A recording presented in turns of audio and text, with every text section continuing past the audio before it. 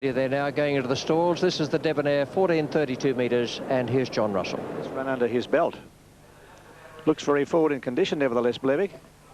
His stablemate, Raleen, looks to be more preferred on the tote, with good recent form, particularly over this distance. Forget his last run when he was outsped in the 1200 metre race here. Raleen, he's a very smart horse. Well, actually, that was at Caulfield when he missed the place. Don Pasquale comes here from Western Australia with a big reputation. 6 wins out of 8 starts.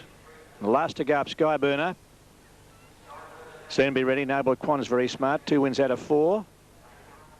C. Marauder stands him well. Dennis Singer, well-performed galloper in the Lee Friedman stable. Now they're ready for the Debonair. Starter says go, off to a good start too. Prince Lero, one of the first to step out with Don Pasquale. And beginning nicely, Noble Quan just in behind them, and going forward around the outside there is Blevik, being followed by Skyburner, who's dropped out to last. A good tussle for the leader at the 1200 metre mark, and Seaburner's run to the front by length to Ralina. Close up on the inside, Dennis Singer being followed by Don Pasquale and Noble Quana. A length further back along the inside to Prince Lero, followed by Skyburner, who's second last. And last of all in the event is Blevik. Coming down the side, and the leader here is C. Marauder, led out by a length in advance of Ralina. Close handy in behind them, Noble Quan on the outside of Dennis Singer on the rails. Close up behind them, Don Pasquale there, followed by Skyburner. A bit further back is Prince Lero, and Blevik is last, but only 5 lengths off the leader. Up to the home turn they race at the 700 metre mark. It's a compact fielder, and C. Marauder leading by a half length to Ralline, who's close handy over on the outside. Joining in now is Noble Quana. Dennis Singer parked away on the inside, being followed by Skyburner, and back behind them Don Pasquale and Prince Lero, and Blevik is still last in the straight with about 450 metres left to go. Ralline has taken a slight lead. Noble Quan coming down the outside, Skyburner, and here comes Blevik from a long way back.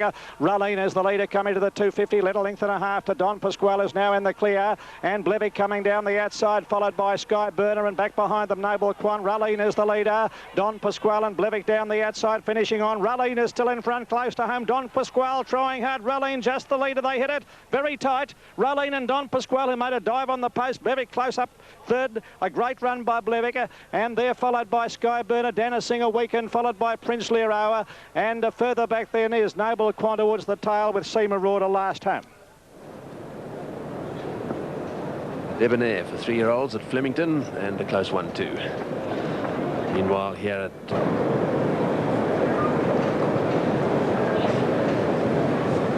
Saruline, just hanging on there in that tight photo finish.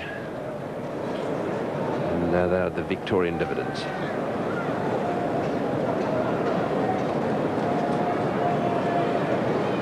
It's 2,000 metres, and we just wait for a couple of runners to move in, and they'll be all set and ready for dispatch. And those runners are Lazara and Star Chimes. Star Chimes is the one in the pale blue colours with the diamonds and the dark blue cap.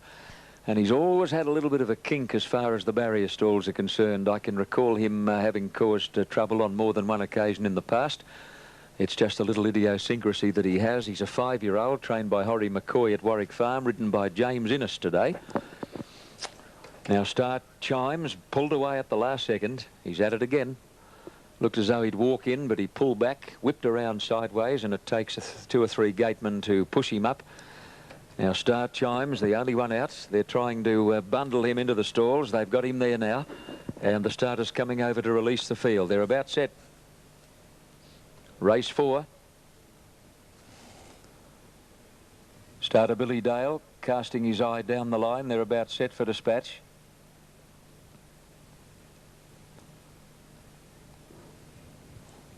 Should catch them now. Ballina Lord stands in well with Komang and Jengazar, Lazara. Now they're right, and they're off and running. Beautiful start. Came out in a nice even line, and Lord Hula first to break that line is going straight to the lead over Lazara. Elegant close to the fence is Handy, followed by Jengazar. Ballina Lord trying to get in, and Komang between horses on the fence, Freedom Ride. Then Hunting a Kiss and Star Chimes with Airbrush trapped out pretty deep in the early part, and out the back is Jelly Bean Road. in the run to the first turn at the 1600 mark, and Lord Hula led, carries the head low as is his custom, and is in front by a bit more than a length to Jengazar. Elegant on the fence, Airbrush out deep, and Beedman had little option now but to whiz around the outside and go up and join the leader at the 1400 mark, and Lord Hula held out Airbrush to lead that horse about a neck. A length and a half Jengazar on the outside of Elegant, a length away Lazara between horses. Ballina Lord 3 wide, and Moses is slowly but surely going forward. On the fence Comang, and Jellybean Road improving. He'll have to travel 3 and 4 deep now as they go up towards the top turn. Further back Star Chimes, and then Freedom Ride, and Hunting a Kiss on the outside last, and about 7 lengths covers the field. 900 out on the top turn. Lord Hula with the inside running about a neck on Airbrush. Ballina Lord is third on the outside of Elegant, a length away Jengazar, and then Jellybean Road, who's travelling wide, followed by Comang and Lazara. Further back Hunting a Kiss, and then Star Chimes, and Freedom Ride last in a very muddling run race. Lord Hula led about a neck on Airbrush. Elegant on the fence on the inside of Ballina Lord, and then Comang, followed by Jengazar. Jellybean Road wide out under pressure from Hunting a Kiss. Further back Lazara, Freedom Ride, and Star Chimes last as they come around the corner into the straight. Lord Hula the leader, Airbrush on the outside having another crack at him, and they're clear of Elegant. Ballina Lord wide out is running on gamely at the 200. Lord Hula and Airbrush, nothing between them. They're a length clear of Ballina Lord, followed by Elegant and Comang. Airbrush took a narrow lead over Lord Hula, who's coming again. Here's Comang bursting between horses with Ballina Lord wider out, but it's Comang. Comang going home the better. He's just in front as they hit the line, and Comang beat Ballina Lord. Airbrush third, followed by Elegant and Jellybean Road. Then Lazara, Lord Hula knocked up, and further back came Hunting a Kiss, followed by Freedom Ride and Star Chimes, and Jengazar last of all. Comang is the winner, number 9, ridden by Glenn Boss, and is going to pay better than $29 and $6.60 the place, and is trained at Port Macquarie. Comang, better than $29 the win and $6.60 the place. Second will be Ballina Lord, number 1, to pay $1.70, and 6th third Airbrush, Darren Beedman, to pay a place tote of $1.90. Comang, trained at beautiful Port Macquarie, had very few friends as far as the betting was concerned in race 4 at Rose Hill, as we go back to Tony Gregg. Thank you, Johnny Tapp. Yes, Comang, a rank outsider. Well, there we are. Maybe a few happy punters out there if they put their money on number 9.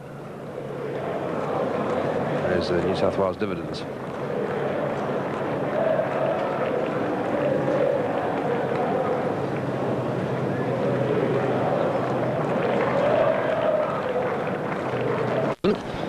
Time now for us to go to Melbourne for race 7, the Vanity. It's over 1,432 metres, and here's John Russell. New Smyrna on the inside. Princess Door moving up. No Mischief, Sebastian's Dancer, last 2 to go in. Race 7 at Flemington is the Vanity.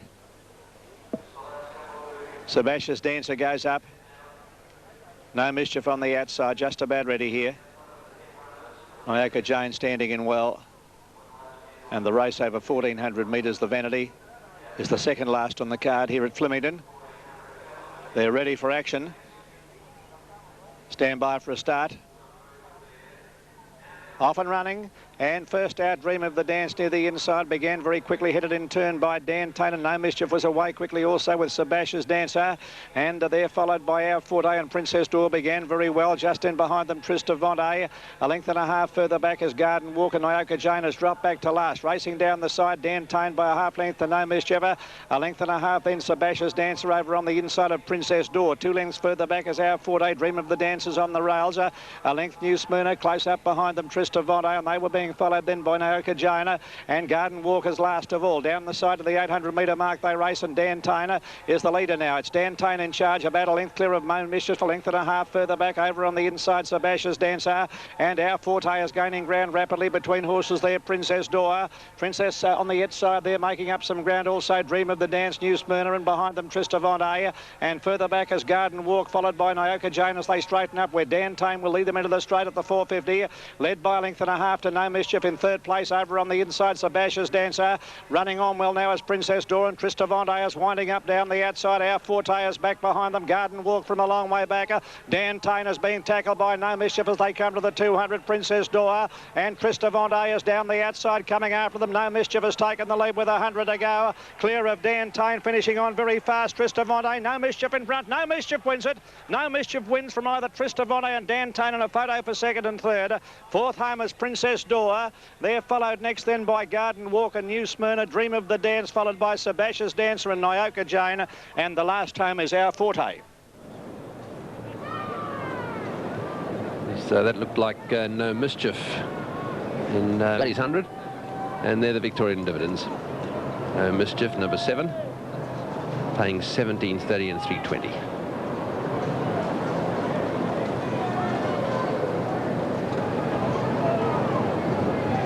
Sydney for race 7, the Triscay Plate over 1,200 metres, and Johnny Tapp is your caller. Good, Tony. Yes, the Triscay Plate, named after a Bonnie filly of some 2 or 3 seasons back. This race is for fillies and mares, 3-year-olds and upwards, and brings together a pretty handy field. Arborea is the biggest prize money earner with more than 700,000 in kitty. This is her first run back from a spell, and obviously she has a huge task ahead with 60 kilograms over the short course. Now, Euphoria going up into line. We wait for Moment's Pleasure, who looks like being last in, drawn wide. Moment's Pleasure about to go up for Corey Brown. And they're just about ready for dispatch. The Triscay Plate. They look good. Starter Bill Dale coming over now to release the field. They face up squarely. Skywatch, the inside runner. Lights flashing. Oh, there's British Link rearing towards the middle. Steadies again, British Link. Our Chicky Babe stands perfectly. Off now.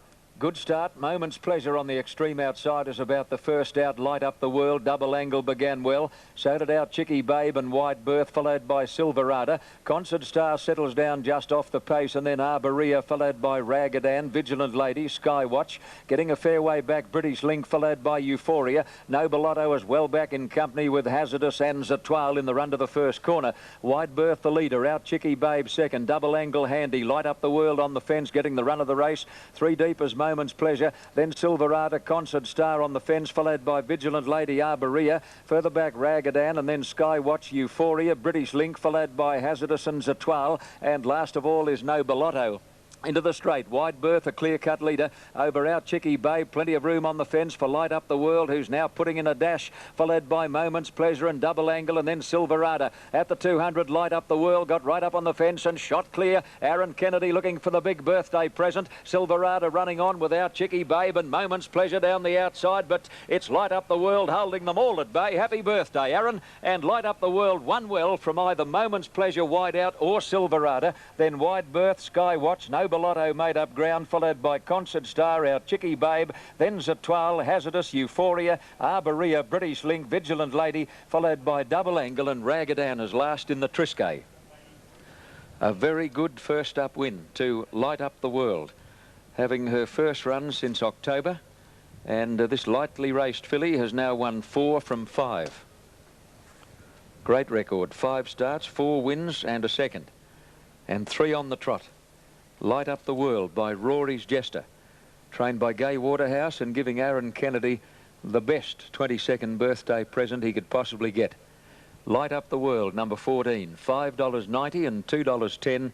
There was enough room to put a Centurion tank through on the fence just after they turned for home, where Wide Berth drifted off, took our Chicky Babe with her, and there was a ton of room on the fence, and Light Up the World dashed clear and was never in danger over the last little bit. Light Up the World, $5.90 and $2.10. Number 7 second, Moment's Pleasure, to pay $4.80, and 9 third, Silverada, to pay $4.80. Back to you, Richie. Thanks, Johnny Tapp. Nice 5-to-1 shot there. Light Up the World. Poorly.